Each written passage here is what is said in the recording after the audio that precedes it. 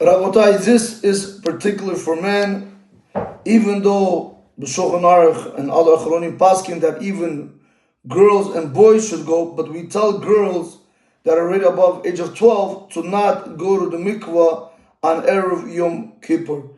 Chamavad says only because we are afraid of the stumbling block that can actually come out from it, which I do not want to get into this topic right now. If anybody wants to look into it, he can look in Siman, in Shulchan Aruch Yeridea, Siman Kuf Pei Gimel, I think that's 183, in Yeridea, in Halach Aleph, in the Ramah, over there he speaks about this concept.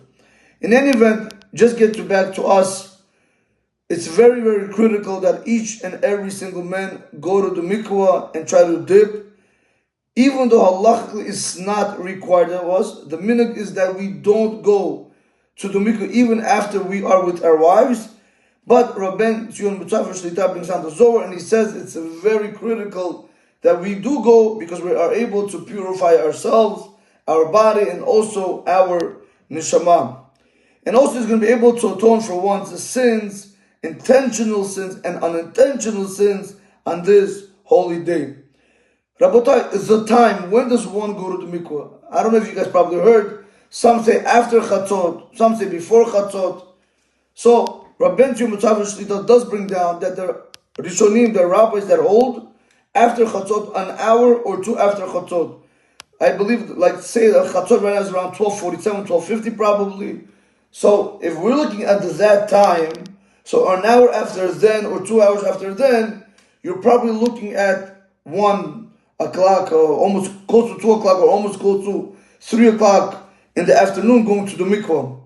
However, Rav Ben Tzion B'Tzafar Shlita breaks down and he says, according to the Arizal, you can go 1 hour earlier to the mikvah. One more time.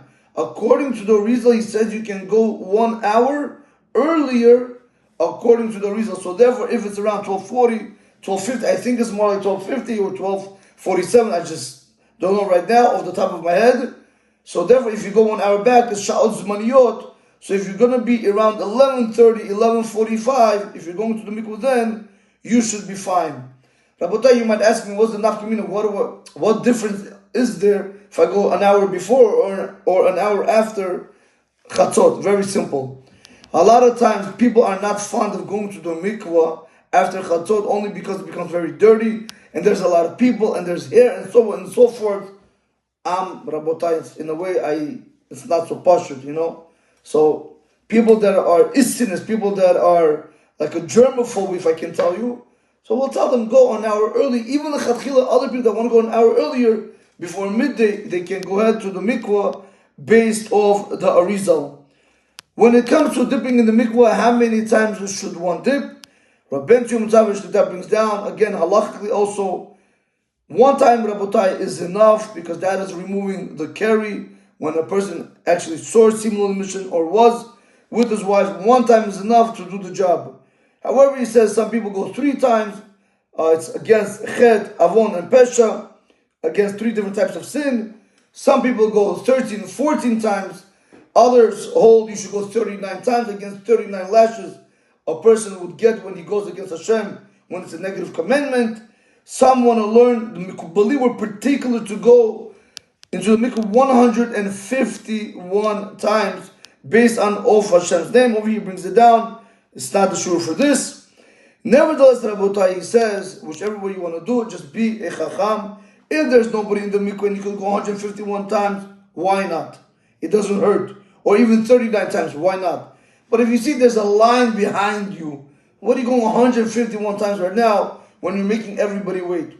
And again, when I'm telling you to go 151 times or even 39 times, it doesn't mean you have to come in and out every single time. Take a deep breath, go inside, take your finger out, and just make your finger come out of the water. It's as if you yourself came out of the water. But be very, very careful. A lot of times when I'm in the mikveh, I see this a lot, that when a person goes inside, he's not fully immersed. He's not fully submerged into the water. His hair sometimes is still sticking out. That type of mikveh is not good. Make sure you are fully submerged in the water.